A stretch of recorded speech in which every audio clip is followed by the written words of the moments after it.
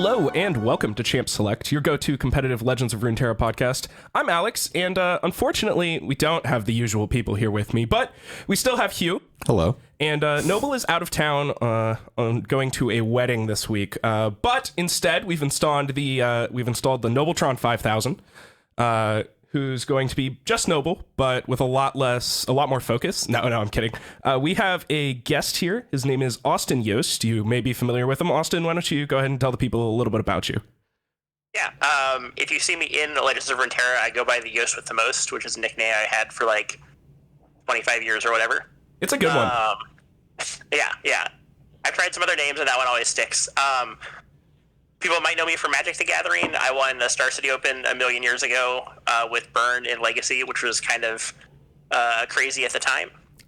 And I have played on a couple of Magic the Gathering Pro Tours, played a lot of Grand Prix, stuff like that. And then switched over to Legends of Runeterra last fall, around October, and have hit top 2 in the North America, or I guess the Americas ladder a few times. That's second. It sounds way better as second. Like, yeah, it's really high, really, really impressive. So we have basically a complete crusher with us today. So I'm really excited to have you on. I think we're going to be able to do a lot of talk about and really, really analyze the meta, specifically with patch notes that got released just yesterday.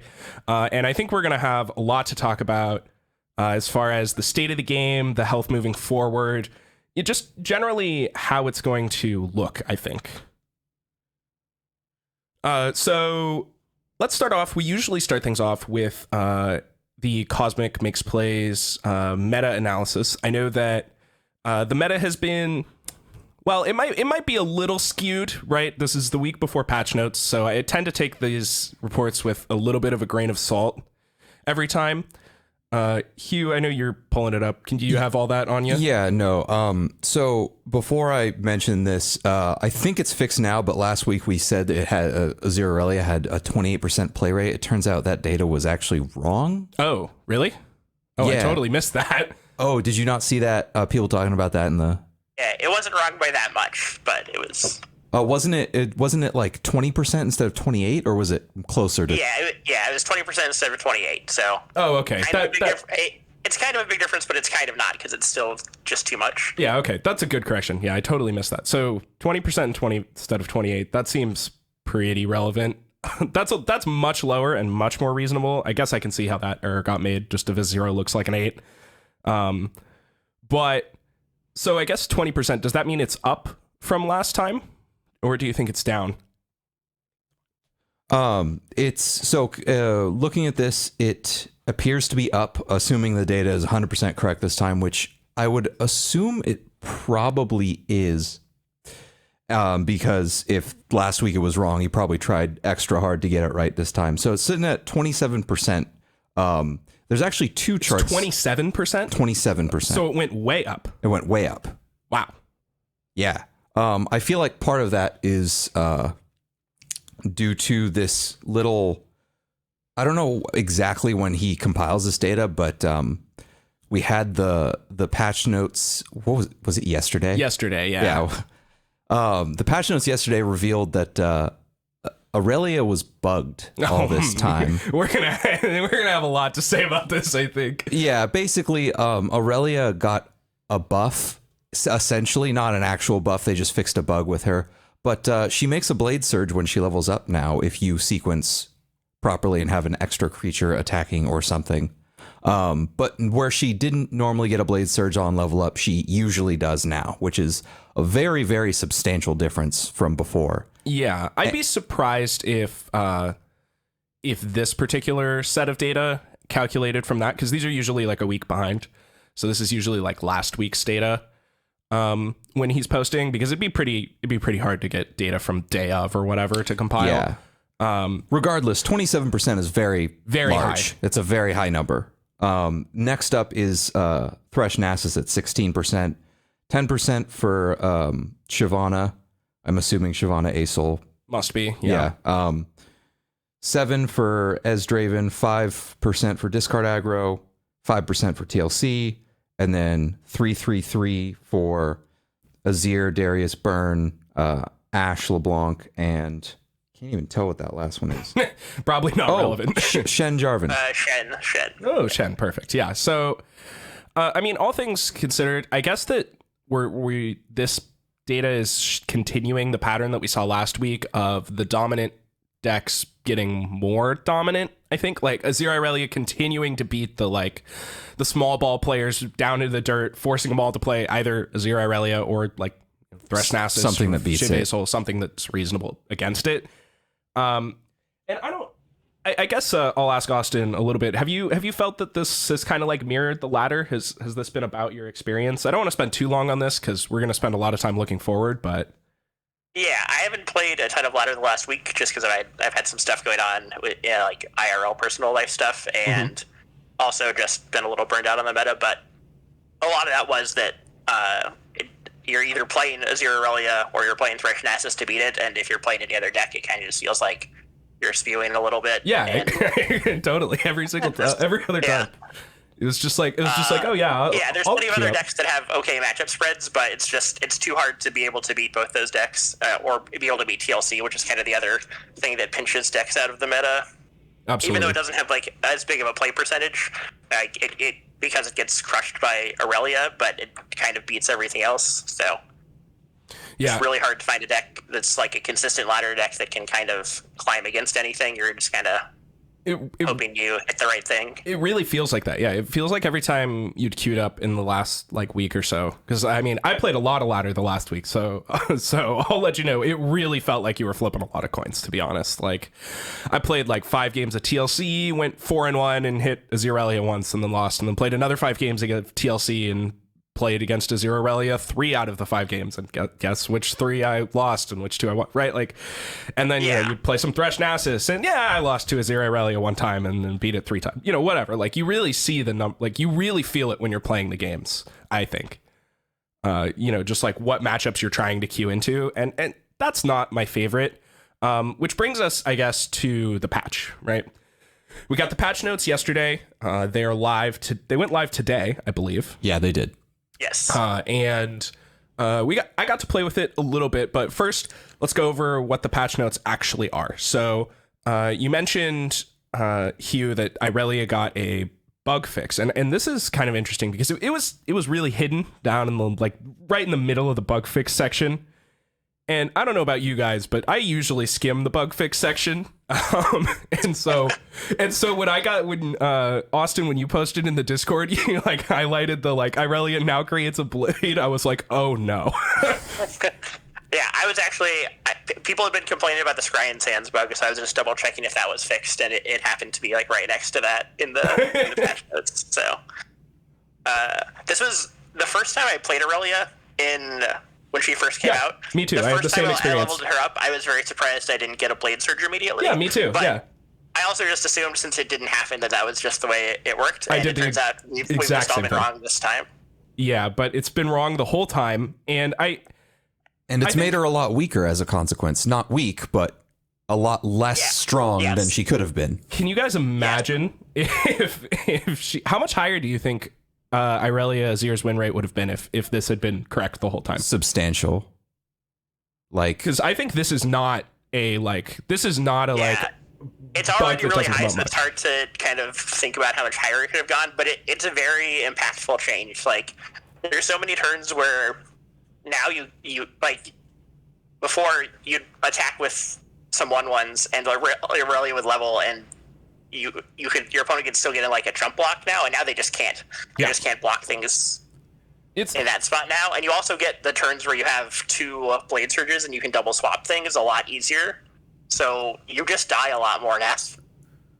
I played the literal first game. I read the patch notes, and then an hour later went and played a game. And the actual first game I played, the enemy Irelia leveled up, made a blade surge, and I lost the game because of it. And I was literally in the process of taking a screenshot because I was gonna be like, oh look guys, if the Irelia change was live, I would have lost this game. This is this is the first game I played, and then I found out that it was live an hour after the patch notes came out, and then I took the screenshot, and then it was me just dying, and I was like, Now I can't post it. Like now it's just gonna be me complaining. So I didn't post it. But like literally the first game I played, I lost because of it. Like it does matter. Yeah, because I mean, it generally feels like with the Zero Aurelia, there is X amount of blade dance attacks that need, like, I don't know, I haven't actually kept track, but it feels like, we'll say for the sake of argument, the 5th blade dance is the one that's killing you on average. Sure. Right? And that would be an interesting statistic. Exactly. To find. I haven't really paid much attention to the exact number, but it usually feels like it's pretty consistent. Like a number of blade dances is like the one you're usually dead on. And this ups or lowers that number by 1. So take it from, in this example, 5 to 4. And that's a huge difference. Regardless of what the number actually is, one less attack that's much more threatening is... I mean, oh, sorry, Austin, go ahead. Oh, no, I was going to say, yeah, like, the nerfs to the other cards sort of slow down the clock of the deck, but this is definitely a thing where in games where those things don't matter, your opponent is dying a turn sooner, which is pretty significant. Yeah, absolutely. So I was going to say, like, I mean, it feels like, I mean, Irelia flips like every game in this deck, right? And the games where Irelia didn't flip, you usually lost really hard, right? And sure, there's games where you don't draw Irelia, but like she's going to flip almost every game. And especially on the turns where you draw her and play her on like turn 3 or 4, right? Like her creating an extra blade dance in the mid game is going to make every single blade dance that when you have, or blade surge, sorry, when you have Irelia, just makes it infinitely harder to block.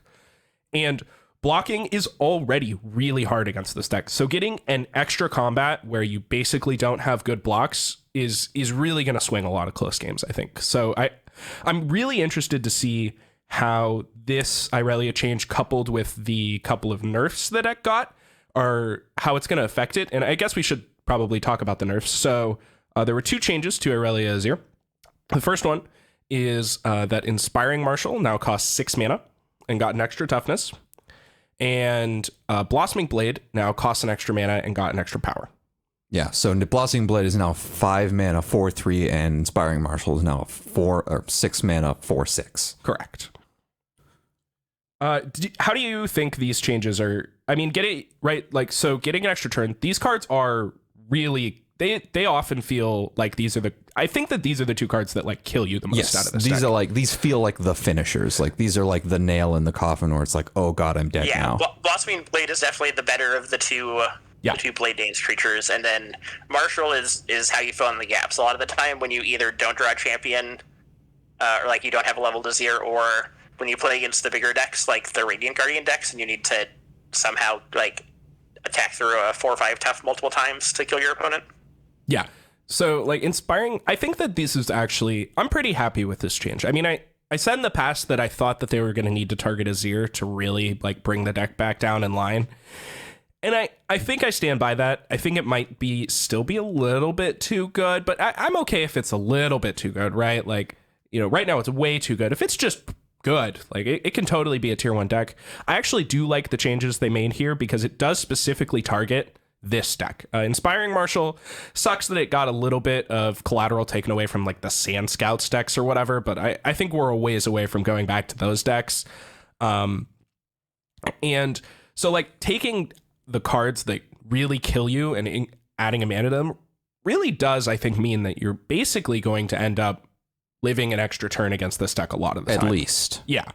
So I think it's a big deal. I actually quite like the changes. I mean, mana cost nerfs really go a long ways, and I think people are underestimating how good these mana cost nerfs are.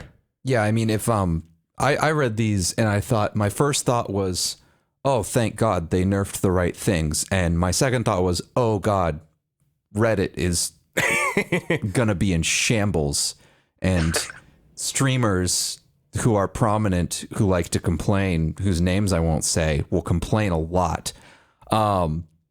And I just was, and I thought that it was really good changes. And then we saw the bug fix, and I was just like, okay, well, this is just a 2 steps forward, 1 step back situation, or arguably 1 step forward and 2 steps back.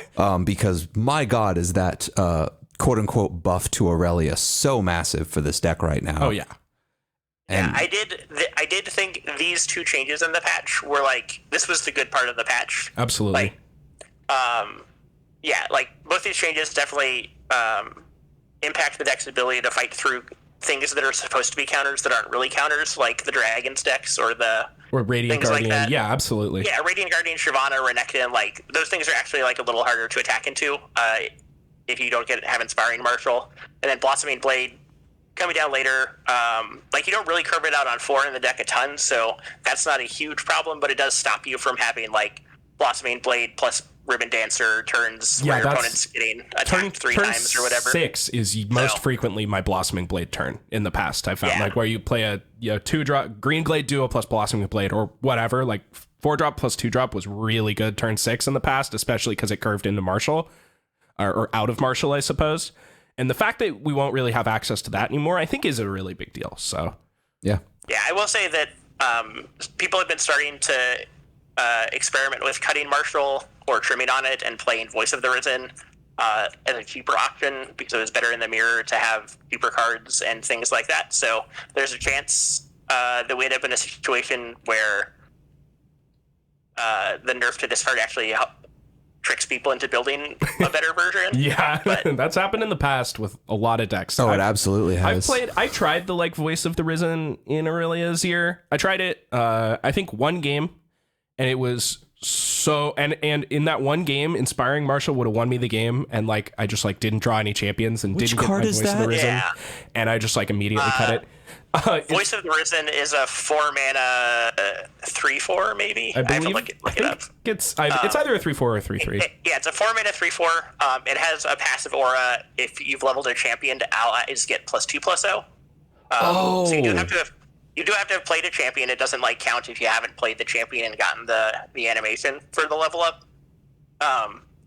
But yeah, it's easier to kill, but it does buff your champions too, and and it buffs things all the time, not just the turn they're summoned. So there's some give and take on that card.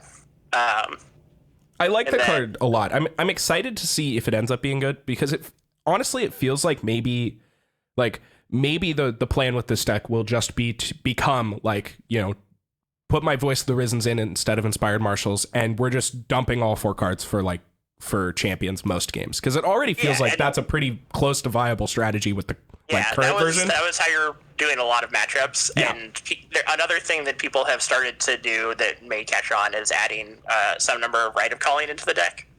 Yeah, that actually that is one of the things I did with Voice of the Risen. I played like 1 Rite of Calling and then 3 Voice of the Risen. Like I said, I played 2 games with that version before I played a game where Marshall would have won me, so I just got rid of it. Yeah, so we'll see. I think those 2 changes are good, and definitely do change how the deck has to be built, or will at least affect its ability to win some matchups, which is a good thing. Yeah, absolutely. And then there's 2 more changes in this patch note. It's a relatively short patch, and there's 2 buffs. The first one is to Talia. She is now a 3/5 instead of a 2/4. They just gave her +1/+1. That's a great change. Really happy to see that. It makes playing Talia on turn 5 feel so much less miserable, especially against the aggressive decks. It still feels bad most of the time, but at least, when you're getting powerful synergies, she has a little bit better of a time blocking while you're doing it. And then they also changed Malphite's level up condition to be from 12+ mana in landmarks to 10+ mana in landmarks summoned, which I stand by. Malphite leveling up is really powerful. It still should be. It's a little slow. We kind of figured that out, but I've seen a little bit of like Malphite piles kind of climbing their way back up. Maybe these 2 changes are the changes that this deck needed to kind of, and Irelia Azir getting taken down a peg is like what this deck needed. I think that Malphite doesn't matter nearly as much as Talia's change by a lot. Like the +1/+1 is a very, very substantial buff, and it felt awful when your 5 mana champion got eaten by a 3 mana Merciless Hunter. It did. But yeah, hopefully we'll see some more Talia piles. I want to see her get played. I don't particularly like her myself, but it's just I've been playing some Talia pile this morning.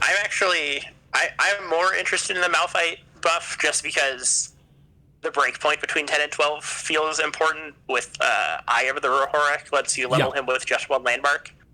Yes. And he is a powerful endgame engine. It just feels hard to get to the endgame, and also if you're playing an endgame deck that isn't making a bunch of watchers, it feels kind of silly right now, which is another problem going on. But the Talia change, it's definitely, like, I can't complain about giving her more stats, but I think Talia's biggest problem is just having good landmarks to copy. Yeah. It feels really hard to set up her ETB, which feels like what you want to be doing to get like what the payoff is for playing her. So I think if you want to make Talia better, I would like to see more aggressive changes to like actual landmark cards, and that might sort itself out in the next expansion. But that's what I'd be looking for if I wanted Talia to be better. I agree. I have this theory now that perhaps Malphite and like Eye of the Rock type thing could end up being a better late game plan than like Aurelion Soul. Comes down a little bit quicker. You don't have, I don't know. I mean, I'm not convinced, but I am going to try it. Like, you know, it kind of feels like a 1-2 combo. I think that Malphite wins the game harder than Aurelion Soul, to be honest. I mean, Aurelion Soul is like a 10-mana 10-10, but like, unless you're playing fair matchups, he doesn't really win the game that hard anymore. Like, he never even really did. He never really did, right? Like, he usually wins a lot of the fair. I mean, he's going to win most fair games he comes down in, right? But that really was where he was best at. And I feel like Malphite might actually help a lot against the like unfair decks because it feels like it's going to kill him way harder. I mean, Unstoppable Force, just stun your whole board and attack, like goes a long way towards killing people. So I'm not convinced on any of this. It might just turn out to be too bad. And, you know, these sort of like Targon control piles aren't even going to be anywhere near good. But I'm kind of optimistic. The first person I see with the Malphite deck in Masters, I'm definitely importing and giving it a try. I'll tell you that much. So that's the whole patch. And I would say, somewhat unsurprisingly, when I read this patch, unfortunately, the community was very unhappy. I think as a whole, in general. And I'm a little disappointed in that. I mean, I think we all wanted. I guess I can say I think we all wanted a little bit more to change this time. You know, there's a few problems with the meta as a whole. You know, there is basically no viable Bilgewater. Aurelia Azir is so dominant that I think a lot of people just wanted to see it completely nuked from Orbit. And I agree that we shouldn't have done that. But I don't know, where do you guys land on this? Were you upset with this patch? Did you like it? Like, so I was. Go ahead, I Austin. I wasn't super happy with it. Like I said, I like the changes, like the nerfs for the Azir Aurelia deck, and I like that they're trying to do something with Malphite and Talia and buff some things, and a lot of it just feels like this wasn't enough, and a lot of that's that I think we've had like 3 or 4 patches or something, and the words Watcher and Lysandra and Trundle haven't been in any of the patch notes. And like we got nerfs to Thresh Nasus when this expansion came out, and it didn't really stop the deck from being what it is, especially with Merciless Hunter getting printed at the same time you nerfed Blighted Caretaker. So even though like changes are good, and I can't complain that they're making some changes, it just feels like it doesn't really change that ladder experience that we were talking about earlier, where, you know, Nasus, Lysandra, and Aurelia all kind of are just better enough than everything else that they push everything else down. Yeah, I think I agree. I mean, we'll have to see. Maybe these changes, you know, will be enough to make like these Radiant Guardian strategies against this deck more viable. But yeah, I mean, how do you feel, Hugh? So the thing that I don't completely agree that they should have, I think they should have changed a little bit more. The only problem, the hard part of messing with a lot of knobs in a single patch is the same as it always is, which is as soon as you're trying to fix a problem and you make a bunch of changes, not only can new problems arise, but you don't actually know which knob you turned was the right one. Yeah. And which one you shouldn't have turned at all. And if you get to a better place, you're like, oh, wait, what did we do that was right in this instance? And I would be happier with this if they did more balance changes more often. Like if we were like guaranteed another balance patch in 2 weeks, I'd be like, this is perfect. Like let's go slow and steady and like change things a little bit at a time. But given the schedule, I do definitely understand why people are this upset. definitely comes down to as well. The meta does feel pretty stale, even for me. And like, I've been doing okay. Like I still feel like Draven is like, it's been crushing it for me personally. Great. Yeah. Just jam, you know, like I can't win a game with that deck, but if everybody else can, then good for them. You know? Yeah. I can win some games with the deck, but I also lose some games that I feel like I could win with the deck just because my opponent draws good cards and I draw cards that are an Ezreal Draven. Yeah, I agree. You know, like the first time I went on that rant where I'm like, I don't know how Ezreal Draven wins a game. Went home. Of course, I played Ezreal Draven. In the first game, like I was playing against the first game, I queued into like Aurelia Azir, and then like we played a like kind of grindy game. It got down to a top deck war. I'm like, great. You know, like we did it. We stopped the aggression. I'm at a reasonable life total. And like now we're top decking. My deck's definitely better at this. I've got a couple axes already. And then I just ripped like Tri-Beam for one. And my opponent played like Martial Blossoming Blade. And I was just like, okay, I'm going back to his deck. Like, this side of this matchup sucks. Yeah, that's fair. That's kind of, that's one of the things that's like all three of the decks that are like tier 0 or S tier, whatever you want to call them right now, just have like very powerful end games, and they all get to them pretty quickly. So it's very hard to play decks that are kind of in the middle, right? Like it's very hard to play mid-range decks when the three best decks are going way over the top of you in various ways.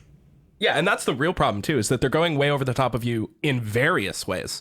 Because if all you had to do, you know, like if all you had to do was Scorched Earth a threat, like it'd be theoretically fine, but Nasus gets Spell Shield, you know, like you have to deal damage to like Inspiring Martial to be able to Scorched Earth it. It's not even that good. You know, we got Culling Strike to deal with the Azir, but like, you know, it doesn't do anything against these Shyvana, you know, etc. So it feels really hard to pack your removal suite to beat the meta, right? And that kind of adds to that rock, paper, scissors effect when you have, you know, 3 or 4 cards for various matchups in your removal suite in each matchup. It feels really good when your deck draws Culling Strike against Azir, right? It feels really good when your deck draws Scorched Earth against Nasus or Thresh, right? Like, and it feels miserable when you draw Scorched Earth and your opponent goes like, you know, double Dune Keeper and just starts attacking. Like, it's terrifying, you know? Yeah, and then you just die. Yeah, and then you just die. So I think that's a lot of the problem. As far as the patch goes from my side, from my seat, I think I liked the 2 nerfs. Like, I think I agree with you. I think that I would have loved this exact nerf if we had a slightly speedier like patch note schedule, because I'm skeptical that this will be enough. And if it is enough, then great. I'm going to be really happy. But I must confess, I'm skeptical. I really would have liked to have seen a couple more buffs to some cards. That's the one that's honestly, I think I have a slightly different opinion from most people. I think most people would have liked to see more nerfs. I would have just liked to see a couple more buffs. I mean, mostly it's just that like Bilgewater is completely unplayable in every form. And I mentioned that it would be really hard to buff it last patch, but I mean, you got to start somewhere. Yeah, I think. And maybe they're just starting somewhere by just bringing everything else down. But I guess if that is really the plan, I would have liked to see like a Trundle Lissandra something nerf. Like, yeah, I personally have always preferred a bring everything else up rather than take a few things down. Balancing mentality. Just doesn't matter what game I play. It like that. In my experience, I've seen that work better in general when things that were weak get buffed up to be on the level with other things rather than nerfing things to bring those cards down to the quote unquote bad ones level. Yeah. It's also just more fun, and the lack of buffs complaint is one that I think it's the only community complaint that I like wholeheartedly agree with. Yeah. I mean, everyone wants to see cards that aren't played get buffed that's a little bit, right? That's like, pretty true, right? Like who doesn't want to see some cards who aren't seeing play get buffed? Like, obviously, some people will be like, don't buff this particular card, please. But overall, I think people all want to see what if we made a few. What if we made Lucian level on 3 this patch or something? I don't know. That'd be super spicy. That'd be kind of cool. Yeah. Maybe people would go back to playing Sand Scouts more, you know, instead of Aurelia Azir. Yeah, but people might try it for a day. Oh yeah, no, you know. Yeah, I think I would have liked to see both. Like, I think I have problems with some of the play patterns and the power level in Thresh Nasus and like Watcher Control, but there's certainly like if you're going to nerf something, because it's good to also buff some things so you can kind of, bring everything to the middle at the same time. Yeah, I agree. Because it feels like if we're just trying to like hammer it down from the top. And like, I just have a very strong feeling that once they hammer it down enough, we're just going to go straight back into playing against TLC every fourth game or whatever. And I'm pretty sure that people aren't going to be thrilled about it. If I have to levy a guess. Yeah, and I mean, if we treat every deck like we treated our boy Aphelios, then let's be honest, like if we just nuke everything from orbit, then like we're just going to be left with nothing. Fun question. When was the last time you guys saw an Aphelios in play? Since that patch. Yeah, I think that was probably the same for me. Yeah. Well, okay. Good. Okay. Literally, I haven't seen one either. I was trying to think, but I can't remember. I haven't seen a single one since it's had 3 mana moon weapons. I'm pretty sure I saw maybe 1 or 2 at the most the literal day after or day of that patch dropped, because people were like, we can maybe do this, We're right? Trying like the day of, yeah. Yeah, and they're hopelessly wrong.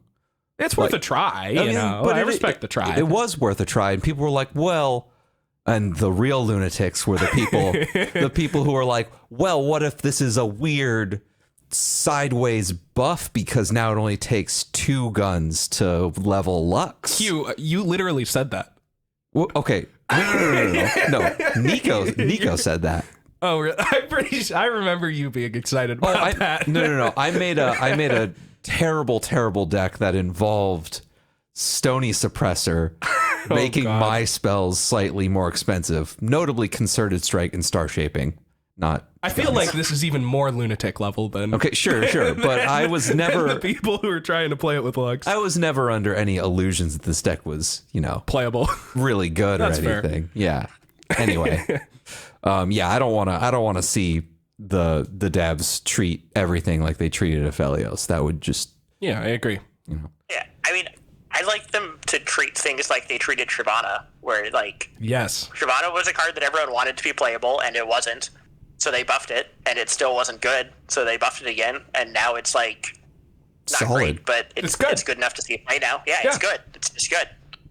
I think they really knocked it out. That's a great example. I think they really knocked it out of the park with Shyvana. I mean, Champion wasn't good, buffed it a little bit. Now it's playable, right? Like it's good in various decks. If you want to play a Shyvana deck, like boom, here's the Shyvana deck. I would love to see various other champions get that treatment. Well, it actually got nerfed before it got buffed. When? It was a 4/4, then they made it a 3/4, and then they there was a they time, made it a 3/4 with Fury, right? I forget what the exact timeline was. I think it got nerfed a little bit, and then it was a 3/4, and then it became a 4/4, and then they just added Fury to the front side, but took away a power on the front when they did that. I think I agree with that. Okay, that makes sense. Yeah. I remember there being... It was a weird buff nerf at the same time, but it was really a buff. Yeah, it was really... I was skeptical that it was going to be a buff, but it was definitely a buff. Oh, yeah. Way better. I mean, getting +1/+1 when you kill your Dragon Chow is actually like super relevant all the time. The toughness matters like a lot. It's so hard to kill Shyvana when Shyvana starts rolling. Yeah. Like the amount of times that I'm looking at the like 9/11 Shyvana on the other side of the field, and I'm like, guess I'm gonna atrocity this Nasus at him for 20. Like that happens a lot. There's lots of times like it's like turn 4 and you have a thing and your opponent plays a Shyvana and you see a 3/4 and you're like, oh, I can block that, and they attack and it's a 5/4 and you're like, I can't block that. Yeah, it's true. Yeah, you can't even get close to blocking it. I think in every single game I play against Shyvana, I'm just like, as soon as it hits the field, I'm just like, well, that's going to exist for the next 6 turns and I'm probably going to win anyway. I had that feeling a lot against Shyvana. And then I did a lot of Shyvana living for 6 turns, and I kept barely losing, which was the first inclination to me that maybe this version of Shyvana was good enough. Yeah, okay. Because I noticed that it tipped a little bit, because it used to be, oh, look, a Shyvana, I'm going to block it for the next 6 turns and then win anyway. But then, like, this new Shyvana got so big, and, like, even if you tried to ignore it, it got to the point where it was just killing your biggest things every time. It became like a real pain in the butt to play around the like strafing strikes plus all the concerted strikes plus the single combats plus everything. Like it just felt really hard to deal with the big Shyvana once she got big in the later part. So I'm pretty happy with how they did Shyvana. What's What's the next champion you guys think you would like to see the Shyvana treatment to? Oh, I mean, you have one off the top of your head? I'd like Karma, but it won't be Karma. Karma's a good choice. It just won't be, though.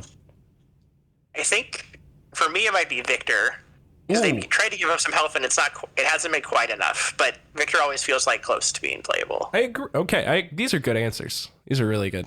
Yeah, Victor's a good one. He's Victor, definitely Riven's another one that they've given a little bit of help that is still just like not quite there.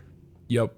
I would like to see Renekton just a little bit, get just a little bit of help, I think, because I think he's really close to good enough.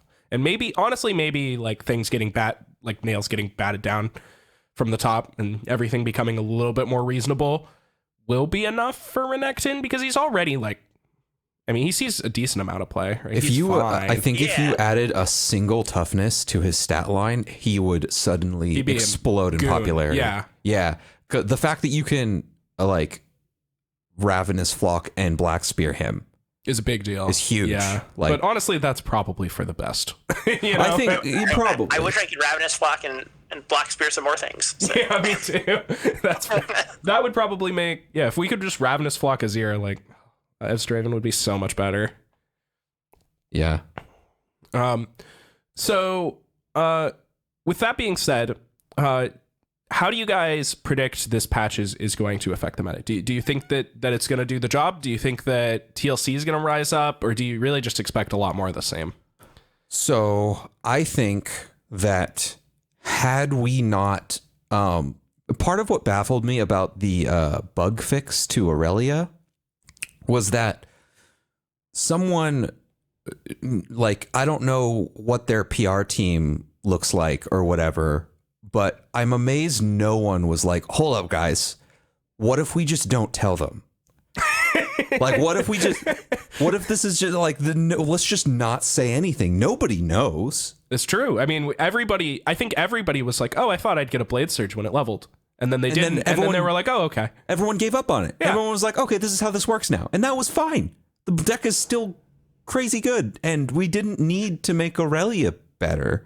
And I think that this patch would have gone over so much better if we hadn't made that change to her. Because it makes such a huge difference.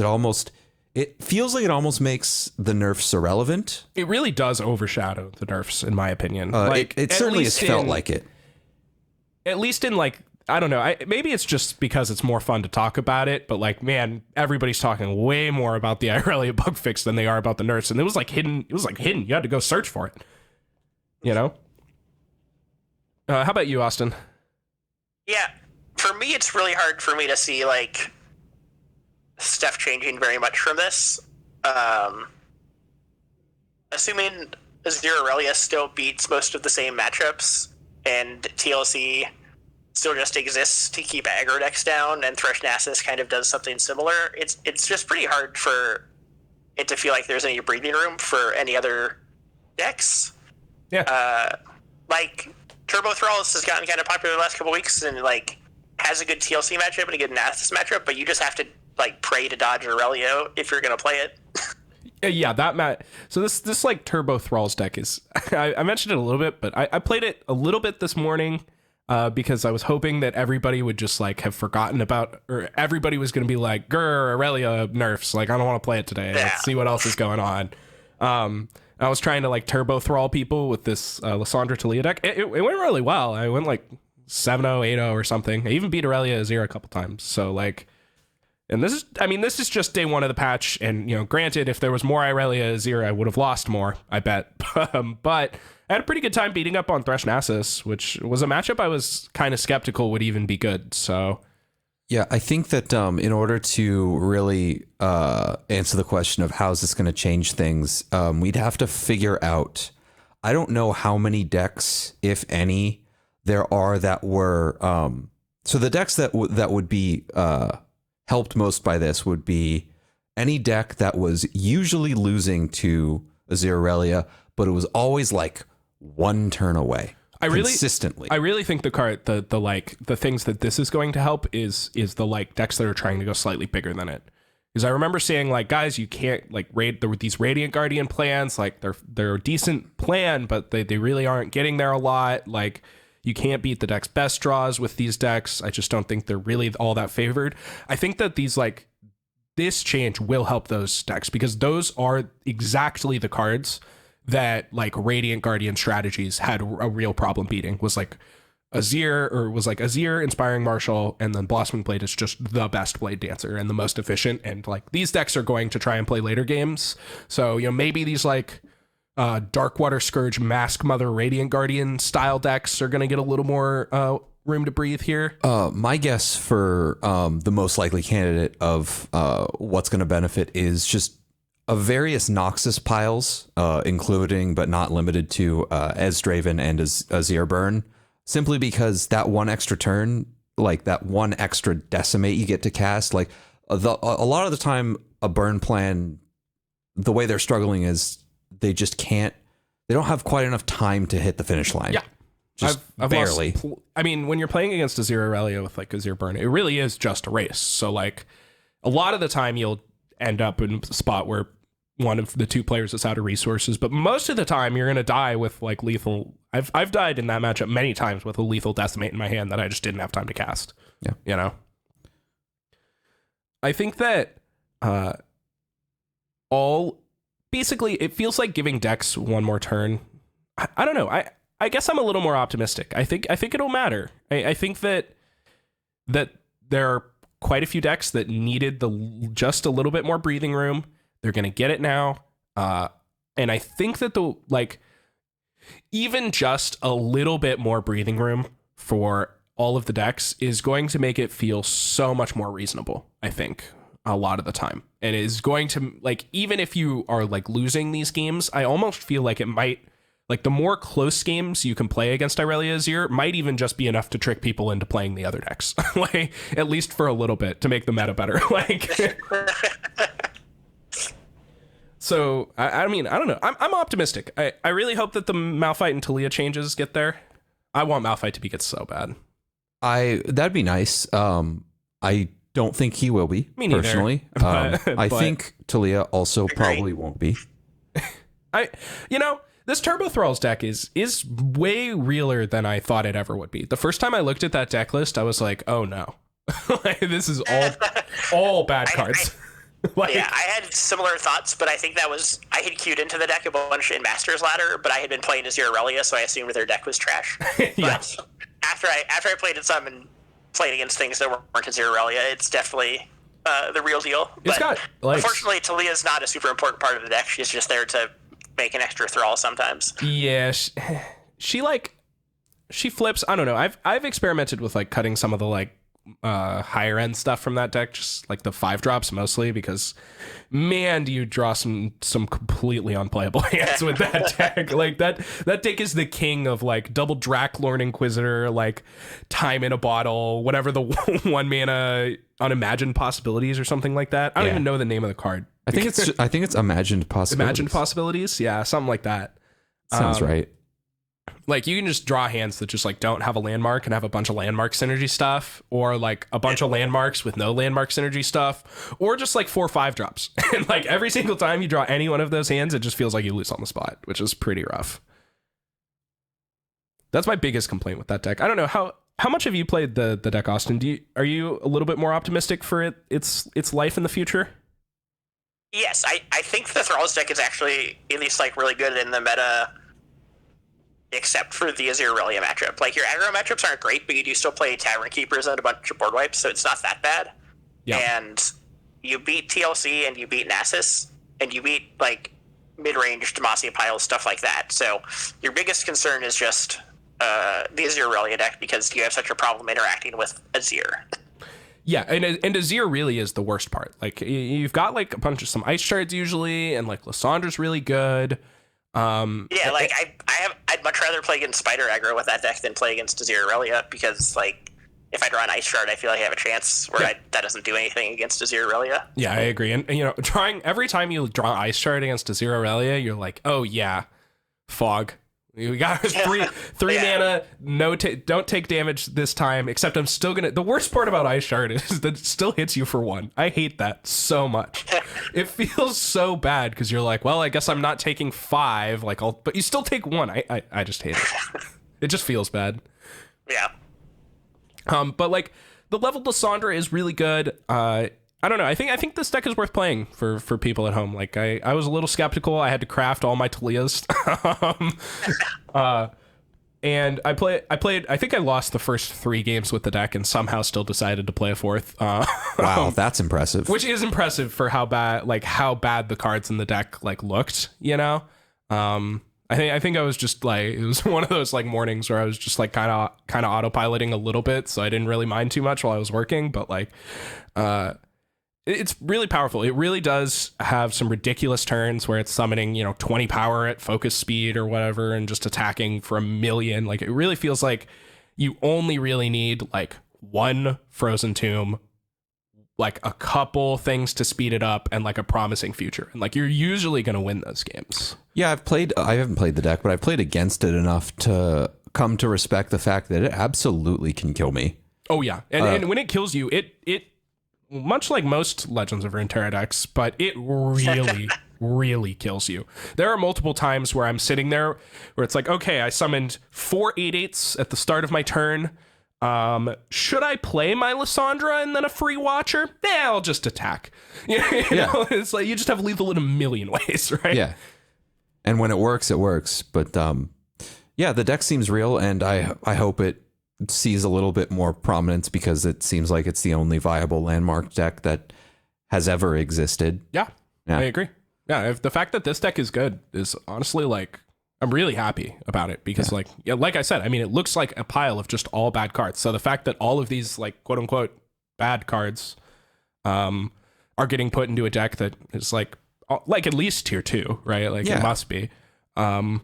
Something I'm pretty happy about. Yeah, same. Something that I do want to bring up about the patch is there's a lot of talk on I'm mostly Reddit when I say that is what I always mean. It's just Reddit. It's almost always Reddit. Yeah. But the Twitter is largely an echo chamber. So yeah, I mean, it's everywhere. I don't have Twitter, but anyway, a lot of people are talking about how this will make them just sort of quit for a while, like quit playing ladder. And I don't know, this people say that kind of thing a lot. They're like, I'm not going to play anymore. Like, this is the final straw and stuff like that. Yeah. And it's usually just hyperbolic nonsense.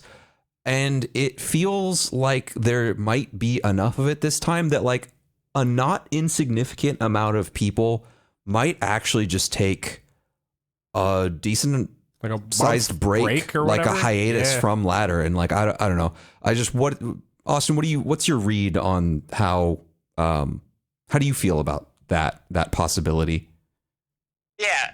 I mean, like, so I went pretty hard at the start of this season after the set release because ladder matters a lot for, like, you can try and get world's points or, like, being able to go 7-2 at seasonals is a big deal.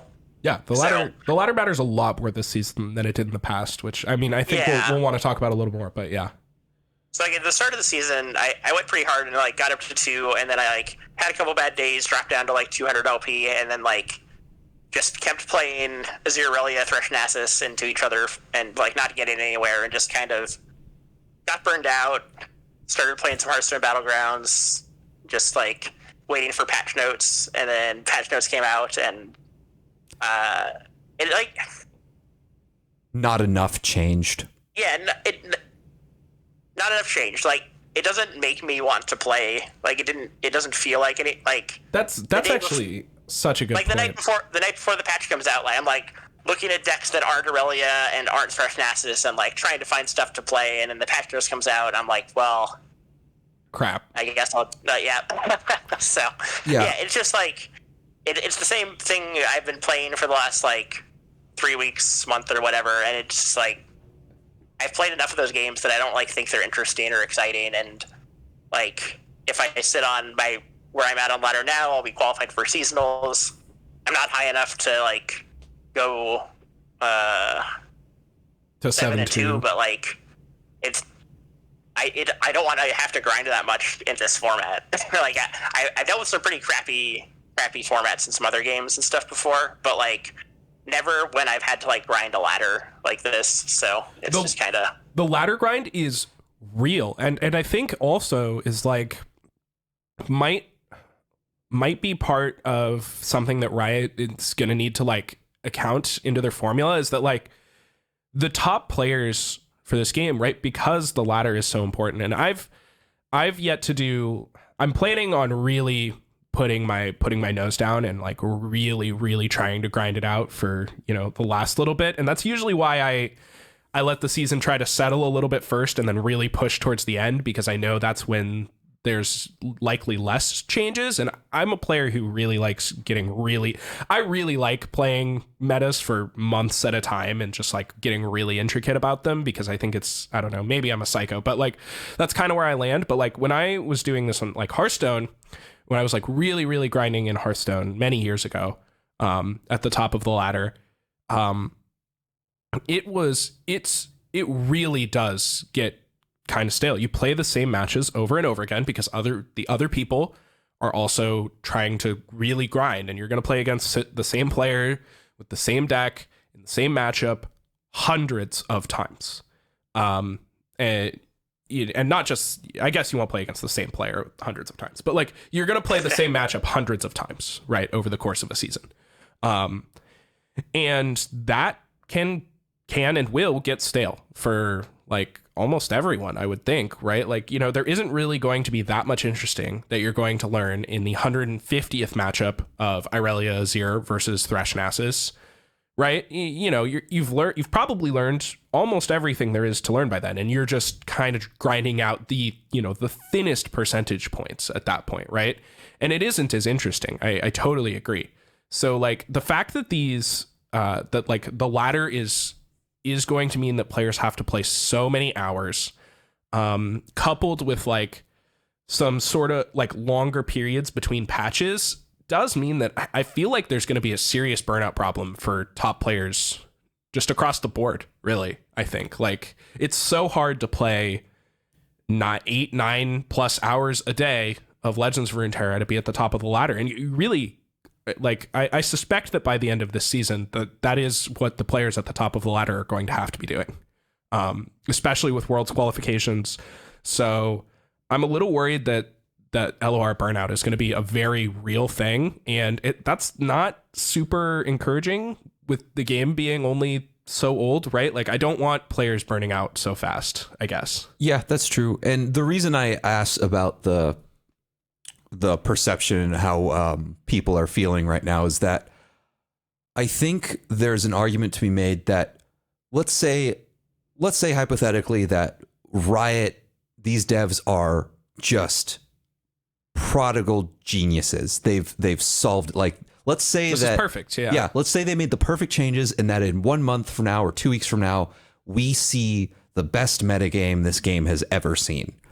How much does that matter? Obviously it matters, but how much does it matter if the initial disappointment among a large portion of the player base leads a bunch of people to just stop playing for a while? Like, even if we get the best meta ever in a little bit, would you still consider this patch a success if That's right now question. People just don't want to play? Like, even if this ends up being the quote unquote right choice, if people aren't playing and people just like feel this bad about it, was it a good patch? Hmm. What do you think, Austin? That's a hard question. It's a hard question. I need more time to think, so I'm putting you on the spot. Yeah, I think it is hard to get past like initial impressions. Some of it, especially with small patches, there's just like anytime you do a small patch, there's just going to be less for people to be excited about. So of course, if people feel bad about the game and you just do a couple of things, you're not going to overcome people's negativity like that, I guess, if that makes sense. Yeah, I totally agree. And it's so hard because like it feels like when like general game like excitement is like low, people want to see big patches that change a lot of things, right? So that you know you can go back into the collection and have new ideas or whatever. But like, you know, when there's only 4 bullet points, it's like, okay, patch day, what am I going to try? Malphite, I guess. Yeah. Like, I That's turned it? on Yeah. BBG stream today, and he built a Malphite deck, and he queued into his Aurelia, and he deleted his Malphite deck.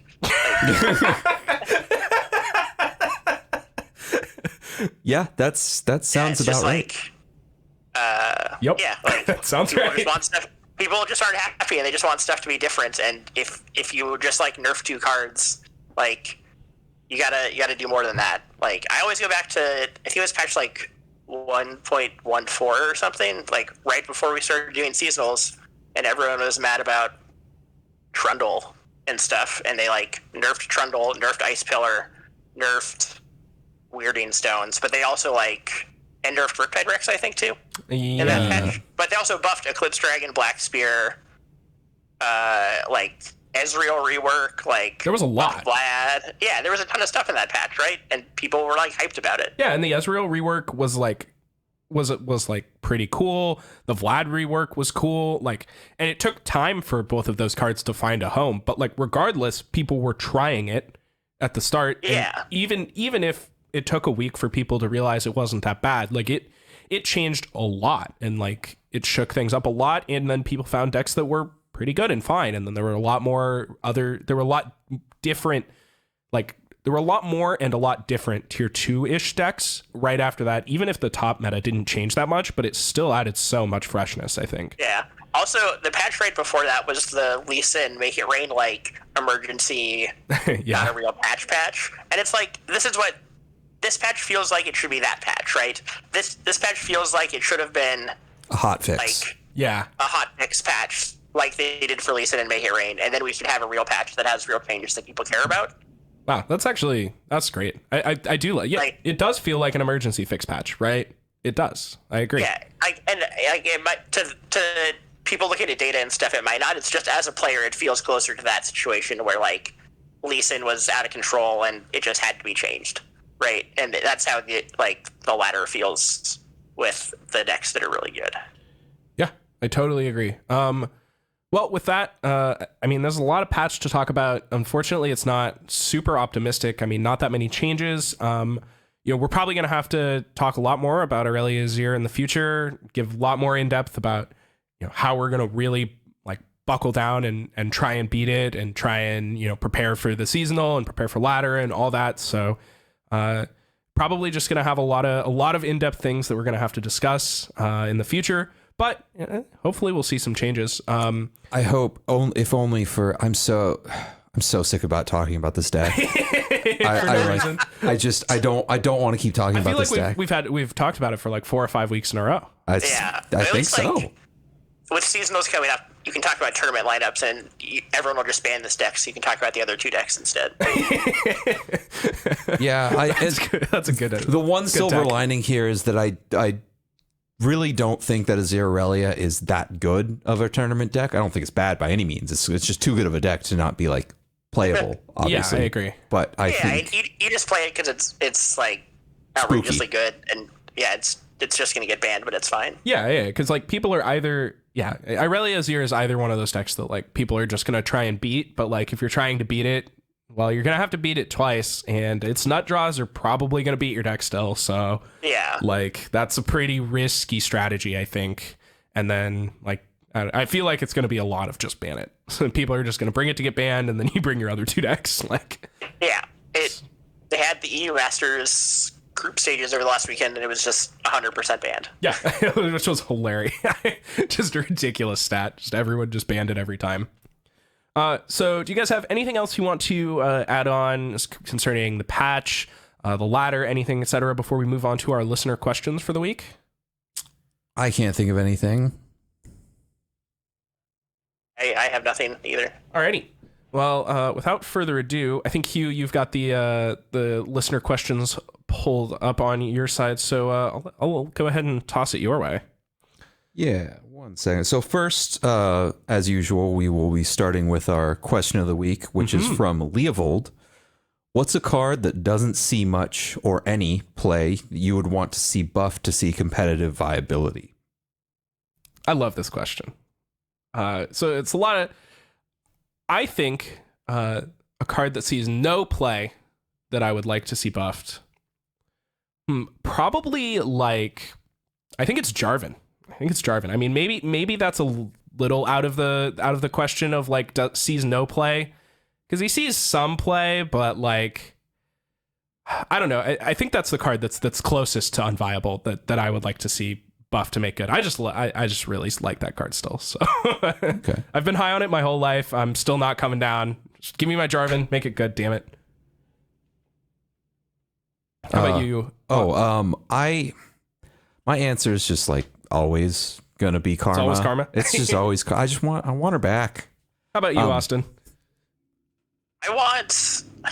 This is a weird one. I want Rockfall Path to be good, because I think that's one of the missing pieces to, like, if Malphite or Talia is going to work, you need cards like that to be good. And like Countdown 2 and 2 mana for this effect is like so weak. That card is hilariously bad. Yeah, it sucks. But like, imagine that card being like Countdown 1 or something, or even like 1 mana Countdown 1. Like, that, I don't know if that's OP or not, but it sounds playable at least. It says lowest power, right? Real quick, what does that card do? It's 2 mana Countdown 2, obliterate the weakest enemy. Oh, that card. Yeah. So I think like you need landmarks like that to make the Malphite package make sense, but you need them to actually be good also for it to make sense. Or at least not horrendous. Yeah, Countdown 2 is just so long for like most effects. Like, destroy the weakest enemy. I mean, come on. There's so many ways for your opponent to just gimp that. Yeah, like the problem with the landmark package is they're like giving up tons of tempo and just like sitting on cards that do nothing for a turn. But if it's like 1 mana Countdown 1, kill the weakest enemy, like maybe you take 2, but you get to kill their 1-drop or something. That's like, maybe that gives the deck like something to do. Yeah, and with like Countdown 1, you could find ways to make it to reasonably like squeeze it in to kill a big thing, right? Yeah. I mean, we've seen what happened. That might be the worry with the card, but like, I'm sure it is, but I really don't think that. I mean, even we'll assume at 2 mana, but like at 2 mana, if I get to play 2 mana, kill your big thing, like if I get to line it up, that it doesn't seem that ridiculous to have, this kill a Draven or something if you have to trade off with a House Spider, like. Yeah, and it's an effect your opponent can play around, right? Like, yeah, exactly. Yeah, this is one of those cards where I'd much rather see it everywhere than nowhere, I think. Like, I'm not that afraid. Its effect isn't so big and splashy and game-changing that, like, even if a bunch of decks play, it's not going to, like, kill the meta. Yeah, I mean, I remember laughing at how bad Kindred's, like, mark text actually is in practice. Oh, yeah. And that's Countdown... And it's basically Countdown 1, kill the weakest enemy, right? Like, it functions very similarly. Yeah. And it does it every turn, and everybody laughed at how bad Kindred was. So I really have trouble. I really have trouble believing that effect would be too good. Yeah, exactly. All right. Let's keep on keeping on.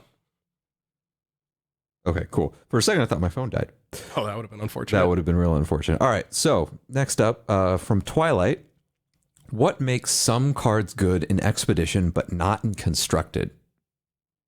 Okay, I actually have I got a pretty succinct answer for this one. So in Constructed, and Expedition, so like I will say that the better your Expedition deck is, usually the like higher synergy it is. But in general, I found that you can make consistently excellent Expedition decks just by taking, I say the term like good cards a lot, or like bad cards a lot, but like just by taking cards that are good on rate, basically.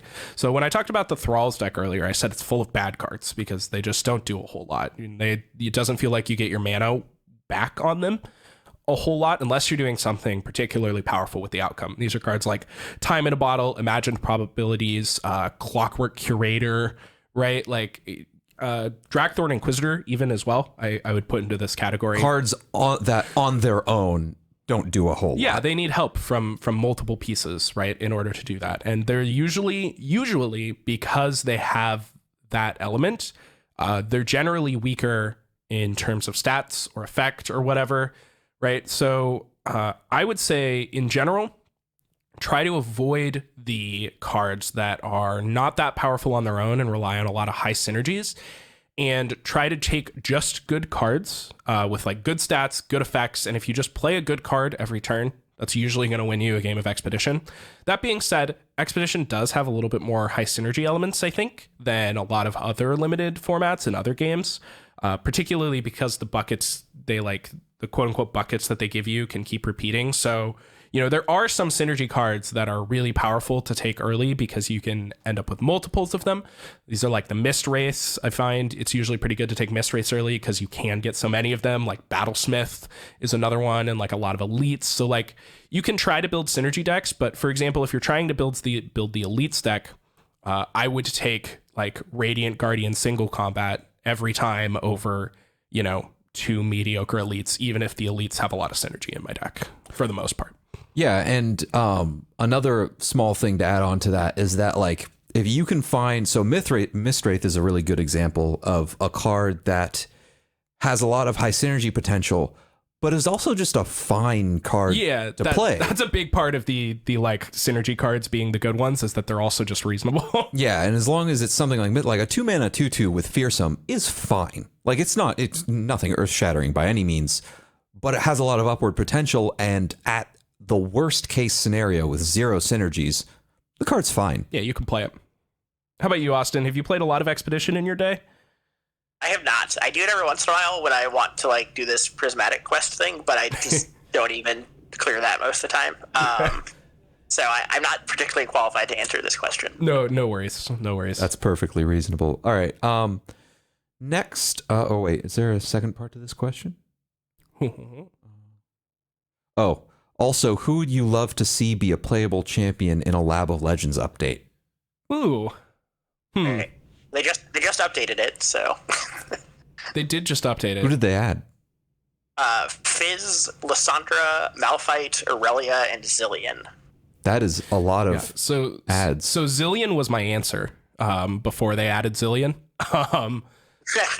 So maybe like Hecarim? Is Hecarim one of them? Hecarim's one of the old ones. Yeah, it is. Oh, man. Zoe was mine.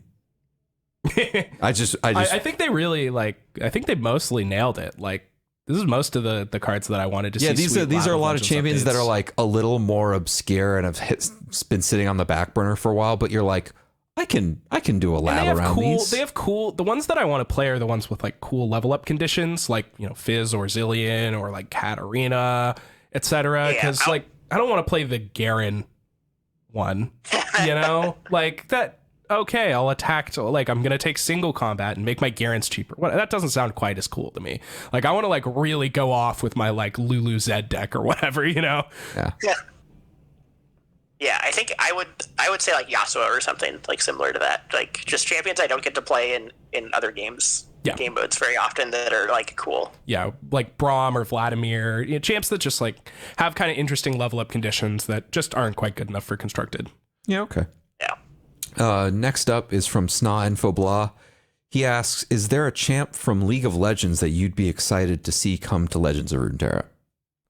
We can start with you here, Austin. I feel like we've answered this question before. Me and you, at least. My favorite character in League of Legends is Kassadin, so I'd be pretty hyped. That's a good choice. That is a really good choice. Yeah, I've brought up Kassadin in the past. I can't bandwagon on it now, though. But okay. Yeah, I haven't thought at all about how you would translate that to a card game, but just it seems Kassadin, Magi Soul Stealer, TP bot get double kills was definitely my favorite for a while. How do you correctly illustrate the fact that you're completely useless until like level 11? Yeah. Just make him like 7 or 8 mana. Like, how do you farm under a tower for 6 levels? Yeah. Yeah. That, like, I think the answer for whatever champion, my go-to has always been Zac, but it's usually, I always try and think of what champions in League of Legends have very, very unique gameplay mechanics that are very interesting to try and port over. Like, Tahm Kench is a great example. Yeah. Like, and they did an amazing job with Love Kench. Tahm Kench, yeah. Yeah, they did, they knocked his flavor and like play pattern out of the park, and I want to see more things like that. Yeah, I mean, my general answer here is like splashy, cool mid laners that I like playing. So like a Kali probably is like at the top of my list right now. Like some dumb, and it's an Ionia card, and we need more of them. Maybe like a good Bilgewater card. I mean, I know they're coming out with Pike, but Yeah. So I hope Pike is cool. Like, yeah, I'm not excited about Pike personally. Not excited about Pike. No. You don't want to bone skewer people. Cool. Bone skewer is a sweet card. It is a really very sweet card, yeah. and I trust these designers to like do really cool stuff with interesting gameplay mechanics, because as we've seen, they're good at it. And I'm excited to see what happens, but I'm not like, Pike isn't a champion. I'm just like, oh yeah, let's go. You know, like Yeah, it's kind of whatever.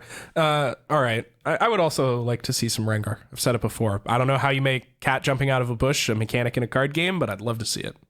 Yeah, okay. I would like I'd like Kled too. I like some variation with my Noxus champs. So Oh, that sounds nice. I'm into that. Okay. He also has another question, which is, what's a card that doesn't see much or any play that you would like to see stay that way? Okay. All right. I've got a good answer. Wiggly Burblefish. I'm good on that one. I have seen enough Burblefish in my day. I don't want to ever go back. it sees plenty of play if you get up on the Masters ladder and playing Filthy Gamer Weep a bunch. I think that I just don't want to see it. You know, it just haunts me still. So yeah, I have not escaped it yet. So I miss it so much. I love beating people to death with that chubby cheeked little boy. He is awful cute. He's way too cute. How about you, Austin? Card you never want to see again? Never want to see again.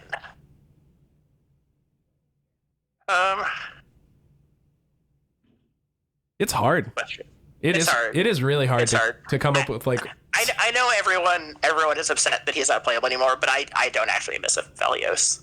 That's totally reasonable. That's a good answer, actually. That's a good one too. It's just like, yeah, if I never get crescendum into Boxtopus again in my life, I'll be fine with it. It'll be okay. It'll be fine.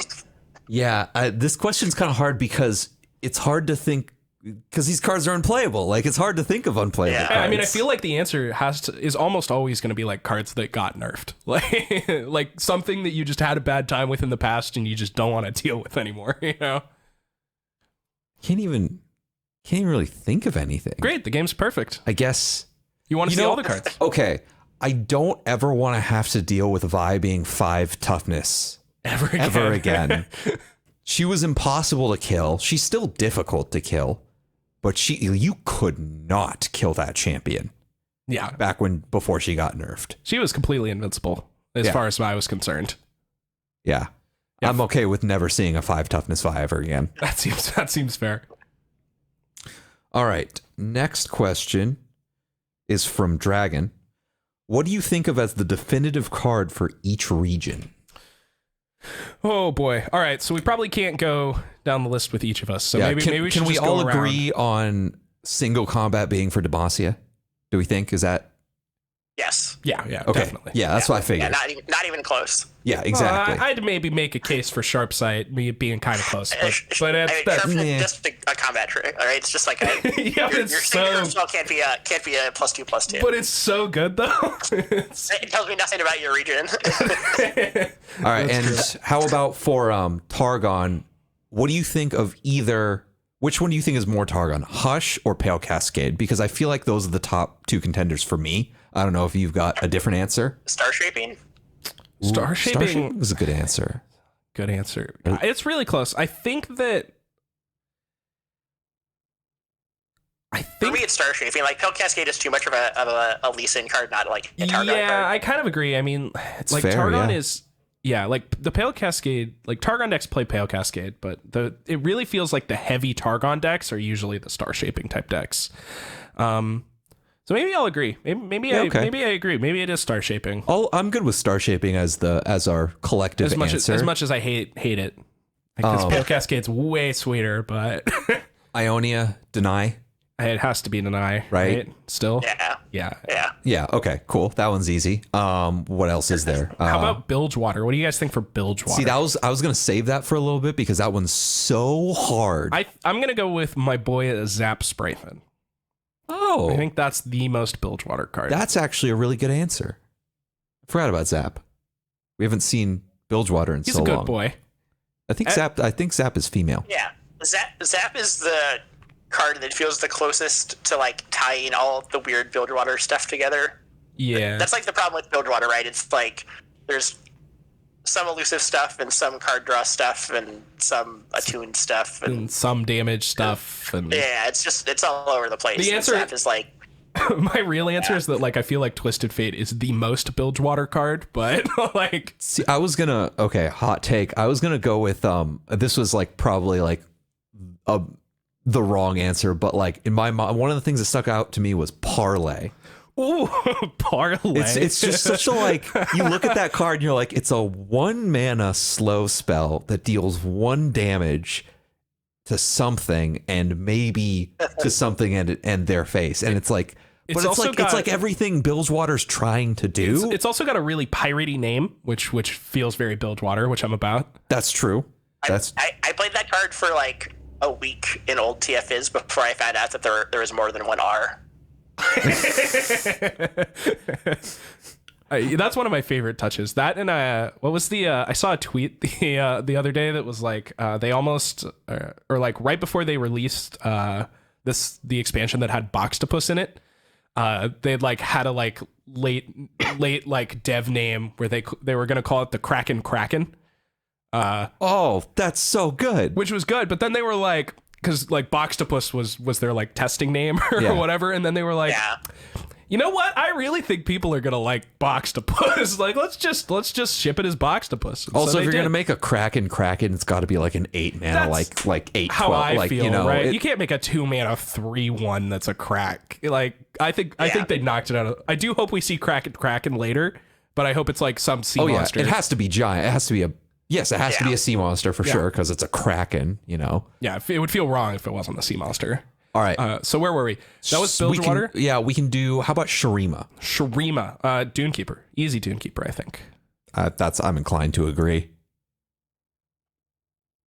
Austin, you're pausing. It sounds I'm like... trying to think about it. Like, Dunekeeper is like the best card in the region, but I don't know if like I want to call it the signature card. I mean, there's always Sundisk, you know, which is no. It feels like the most Shurima card possible, but I'm gonna go with Merciless Hunter. Merciless Hunter is excellent. I think it is very heavy on the vulnerability part of its identity. Yeah, the vulnerable thing is what's pushing it for me. Yeah. It's definitely got a lot more flavor, whereas Dunekeeper is just like, here's a good 1-drop. It's hard not to think about Dunekeeper though, because my opponent always has it on turn 1 every single game. So yeah, or they have 2 of them on turn 2. Yeah, or 2 of them on turn 2. That's even more likely. Just gimps my gimps my good attack. 8. There's so much damage. Why is it so much damage? Yeah. All right. Let's see. Next up, we still have Shadow Isles. Shadow Isles. There we go. Got Shadow Isles, Freljord, and is that it? There's probably another. Well, PNZ. PNZ. There we go. I think that's it. So I think Shadow Isles was the hardest one because I think there's a clear dichotomy between. I think plans. it's a Glimpse Beyond. See, I'm not sold because I think there's you either play the control package for Shadow Isles, in which case I would say that like Vengeance is probably the most Shadow Isles card, or you're playing the aggressive Shadow Isles package, in which case I think I'd maybe make a case for like Cursed Keeper or something. I could see Cursed Keeper. Go ahead. Yeah, go ahead, Austin. Oop. Maybe having a slight internet issue. Regardless, I think Curse Keeper is like, it's really hard. I mean, there's been a lot more of the like not so aggressive Shadow Isles stuff so far, or sorry, not so controlling. We've seen a lot of the aggressive Shadow Isles things recently with like, you know, people are playing Thresh Nasus and there's mostly just like, you know, Curse Keepers and whatnot going on. Yeah, I like Curse Keeper as an answer. I do still think that Glimpse Beyond is like the card of Shadow Isles. Like you're killing your own unit to draw 2 cards. Like there's just so much of that card that hits all the notes of all of Shadow Isles. Okay, so we're right back talking about Shadow Isles. I think the most so I was talking about the split between like Vengeance and the aggressive Shadow Isles cards. Curse Keeper in particular stands out. What do you think, Austin? What feels like the most Shadow Isles thing to you? Yeah, I think it's tough between Curse Keeper and like the self-sacrifice package. So maybe like Blighted Caretaker in there as well. Yeah. Or the control package of like Ruination and Withering Wail. I honestly, I feel like there should be 2 answers for Shadow Isles, because Shadow Isles feels so, because you really are either only playing one of the 2 packages. You know, you're either playing the Ruination Vengeance half, or you're playing the like Curse Keeper Ravenous Butcher half, and like I guess so that's true to me. That's fair. It's I guess hard. we can say like full like end-to-end dichotomy, like aggro side Ravenous Butcher, control side Ruination, or whatever. The 0 and the 9 drop. I'm a big fan of that. Yeah. All right. Next up is Piltover and Zon. And I mean, it's Mystic Shot. Mystic Shot, right? It's got to be, right? Austin, do you have a different answer? It might be Get Excited if you care about like the discard thematics. That's actually a very good point. I think that you're right here, Austin. But I refuse. That's Mystic Shot's just my favorite. I think he is actually right though. Yeah, I believe the correct answer should be Get Excited, but I will go to I will die on this hill. Yeah, it encapsulates like pretty much all of. I am not playing a PNZ deck without Mystic Shot, but I've played some without Get Exciteds. So I'm the opposite, but I only play discard aggro. So okay, that's fair. That sounds reasonable. And then we have Freljord. Yeah, let's do Freljord next. I think this one's kind of hard. I think this is the hardest one. The hardest one for me, the anyway. cheaty answer is Three Sisters. Yeah, that one is a real cheat answer. It's just all of them. The first answer for me that sprang to mind was Flash Freeze. Yeah, I think the freezes make sense. It's hard because Avalanche and like Blighted Ravine effects have like such an important role in like the metagame, but like it doesn't. Overall, I think the freeze effects are more about what Freljord's doing. I agree. It doesn't feel like the like Avalanche Blighted Ravine effects are like supposed to be the region's identity, even though they maybe kind of are in a competitive sense. They're just secret Shadow Isles cards. Yeah, yeah.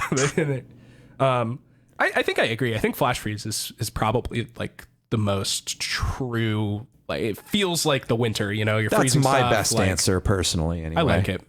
And then I think the last region is Noxus. Yes, is that correct? Yes. This one's hard. This one's also pretty hard. I've got a fun answer here. I'll go first, I guess. The most Noxus card in my head is Trifarian Glory Seeker, the 2-mana 5/1 that cannot block, and with Challenger. That's actually a really good answer. I hadn't even considered that one. It kind of checks a lot of the Noxus boxes. It's especially aggressive. Now that 5 power tribal is aggressive. It's got the 5 power. It can't block. Like the Challenger thing is kind of weird, but you know it makes the card good. So, because my initial thought was actually Decimate. Oh, Decimate is so hot. Because it's just like. It's just damage. When you read the card, you know what the region's about. If you got to show, like if I show you one card from Noxus, like if it's Decimate, you're gonna know what's up, right? Like, yeah, exactly. There's no confusion as to what your plan is here. What do you think? I think Decimate gets my vote. I was thinking of Decimate, Noxian Fervor, Demolitionist, Legion Saboteur, all just like the direct damage cards. Like Noxus to me. Yeah, okay. I like that answer. Decimate. Okay. And that is the end of that question. I think that's all 9 regions. Yes, we hit it. We hit all the regions. Let's see. I need to go back to. I actually had to Google. You had to Google the regions. I had to Google the regions to make sure we didn't miss one. It's hard to keep them all like in your head. You're going. Noxus is like one of my favorite regions. I forgot about Noxus. That was the one I forgot. I never would have remembered Piltover and Zon. Same. That is, yeah. Let's see. All right. Next question. As a big fan of this is from Merciless Carinal. As a big fan of Legion Rearguard, I like playing decks that get my opponent dead and often bring triple aggro to lineups, much to the dismay of the average r/LOR user. My question is, what should one look for in a triple aggro lineup so that the aggro decks can still cover for each other, since the aggro decks in this game are also varied and can do better against certain things? Ooh, I would love to toss this question to Austin if you don't mind, because I feel like you must be the aggro, the most knowledgeable aggro player here. So I do play a decent amount of aggro when I can. I don't play it in like, I've never played a triple aggro lineup in a tournament because I run into this problem where it feels like you're weak to all your decks are weak to the same thing. So the thing I'd be looking for is just trying to find an aggro deck that can, like, you're always going to have to ban Shadow Isles for aggro control with your triple aggro lineup. So just trying to find aggro decks that cover the other matchups that you're expecting usually means you need to try and find less all-in aggro decks. So playing like spiders and discard and something else is going to be like kind of scary a lot of the time, I think, because you're going to be weak to a lot of the same things. Where like if you have something like scouts or overwhelm, something like that can throw a wrench in the matchup tables. yeah, I think that's a big one, is like making sure that, you know, when you're bringing triple aggro, it can kind of feel like you're going to flip a coin sometimes, where like if you know, there's going to be a lot of people who just are not going to be ready for triple aggro. You're going to try and get some free wins. There's going to be people who are very ready for triple aggro, and it's going to be very hard to beat them. But like, I think it's really important to try and spread your matchups. Like, I do not think you can bring, you know, spiders discard aggro, like, I don't know, like endure aggro or something on, you know, all three super wide low to the ground, a zero burn or whatever, all three flood the board decks and just hope you don't play against Avalanche. I'm trying to remember the lineup from last seasonals, but there was like a Sand Scouts lineup that won the European seasonals, I think. So something like that, especially with like Azir Aurelia being in the meta right now, you can look at like Azir Aurelia plus Scouts or plus Overwhelm, and then another aggro deck or something, and that'll make you a lot more resilient to the decks that you'd normally be losing to. That's literally the exact word I was about to use. Like, you need to make sure you're a little bit more resilient towards decks that are going to try and target you, and usually that means you're going to have an aggressive deck with a slightly different plan other than cast Decimate. So, you know, like you said, whether that be Overwhelm or Scouts or etc. Yeah, and I guess the Scouts lineup thing actually ends up. I guess you end up, because it's more exploitable, you end up targeting the Shadow Isles for your deck with your like slightly bigger aggro decks. Yeah. And then having to like ban Thresh Nasus or things like that. But yeah. And also it's very scary with like how good Thresh Nasus is, especially as a tournament deck. Because it just has such a solid matchup table, especially alongside TLC in that lineup, which is something we talked about last seasonal, and I think we're probably going to have to talk about again this seasonal, assuming nothing really massive changes, yeah, right. So I would say that if you're bringing triple aggro, like, you really need to be aware that a lot of the tournament lineups are going to contain Thresh Nasus and some type of Freljord SI control deck. So you're going to need to make sure that you can beat those decks. And if you can, then that's probably a great start to your triple aggro lineup. So just look at your matchups and make sure you have a cohesive ban plan. Yeah, have a cohesive ban plan is an excellent way to summarize it. Yeah, all right. And for our final question from the same person, how much do you think Lysandra is paying Riot? It must be 7 figures. No, 8. I don't know what currency they use in the Freljord. Well, I guess like she has otherworldly powers from the Watchers or something, so she mostly pays people with not killing them. Mostly she enslaves them, doesn't she? She just like tricks these thralls and Darklords into. Oh, that's what she did with the devs. She probably doesn't pay them anything. Yeah. She's not paying them anything. They're working for her. It was all a scam from the start. They're all just okay. Lysandra's idea was the skins. There we go. she's just collecting. Yeah. All right. I think that brings us to a close. Do you guys have anything else you want to say? Austin, make sure and tell the people where they can find you. Yeah, I am on Twitter at Y0stwiththeMost. That's pretty much it. I'm only on Twitter, really. So, But follow his Twitter. It's a really good Twitter. A lot of good deck lists there. Tweet out lots of deck lists and stuff. So yeah, I am a frequenter of the Austin Yost Twitter, so I highly recommend using it. It's better than Mobilytics. I don't use Twitter. I get whatever he posts on our Discord. But the Esdraven list that I've been crushing it with is his list. So yeah, there are certain people. Everybody has different skills, and we've talked about it. But like,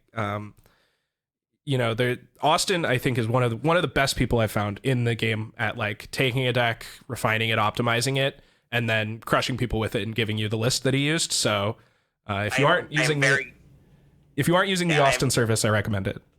I am very good at net decking. I've cultivated that skill over a long time. So yeah, so use it basically. I certainly do. Yeah, I do too. Yeah.